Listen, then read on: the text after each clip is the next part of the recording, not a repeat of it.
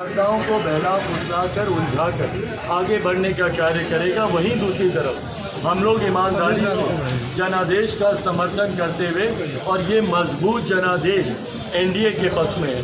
अगर कोई ये बात का भ्रम फैलाने की सोच रहा है या अगर ऐसी मानसिकता रखता है कि ये गठबंधन मजबूत नहीं है, चट्टानी एकता के साथ हर एक घटक दल, भले वो तेलुगु देशम पार्टी हो, जनता दल यूनाइटेड हो, हम लोगों की लोक जनशक्ति पार्टी रामविलास हो, शिवसेना हो, जितने हमारे घटक दल हैं, उत्तर प्रदेश की जितनी पार्टियां हैं, अपना दल हो, जयंत चौधरी जी की पार्टी हो, डाउन साउथ की तमाम घटक दल पूरी मजबूती से, बिहार से ही मांझी जी हो, उपेंद्र कुशवाहा जी, भाई अब तो उनको राज्यसभा भी भेजा जा रहा है, तो ये तमाम हमारे गठबंधन की मजबूती को दर्शाता है।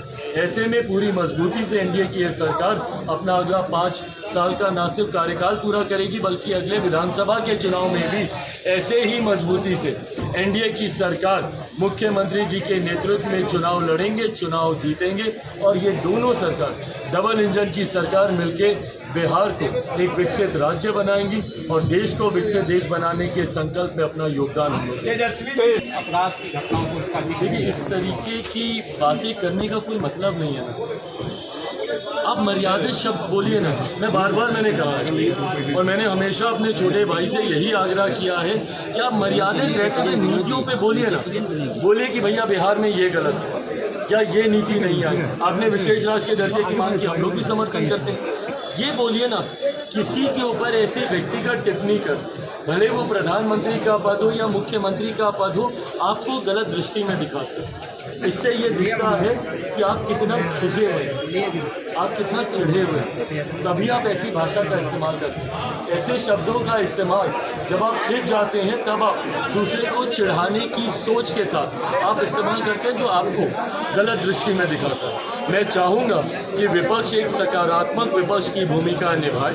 सरकार के पास छुपाने के लिए, सरकार के पास दबाने के लिए कुछ नहीं। सारी बातें हम लोग सार्वजनिक करने को तैयार हैं। विपक्ष हमसे सवाल करे, कटघरे में भी हम लोग को डाले, हम लोग जवाब देने को तैयार हैं। जहां हम लोग गलत होंगे विनम्रता से स्वीकार करेंगे, पर विपक्ष की ऐसी ओछी बातों को कतई मर्यादा में रहकर हम लोग स्वीकार नहीं करेंगे।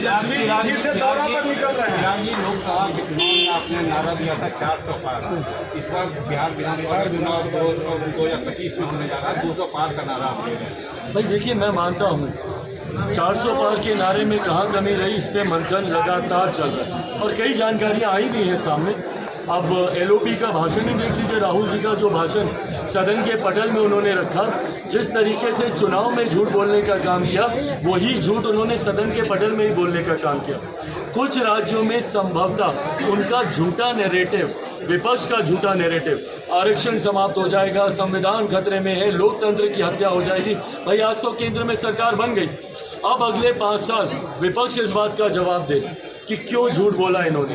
पुनः हमारे प्रधानमंत्री जी ने इस बात को स्पष्ट किया है कि देश चलेगा तो संविधान के आधार पर चलेगा। और आरक्षण, मैं पुनः इस बात को कहता हूं, हर मंच से मैंने कहा है कि दुनिया की, मैं देश तो भूल जाइए, दुनिया की कोई ताकत नहीं है जो आरक्षण को समाप्त कर सके।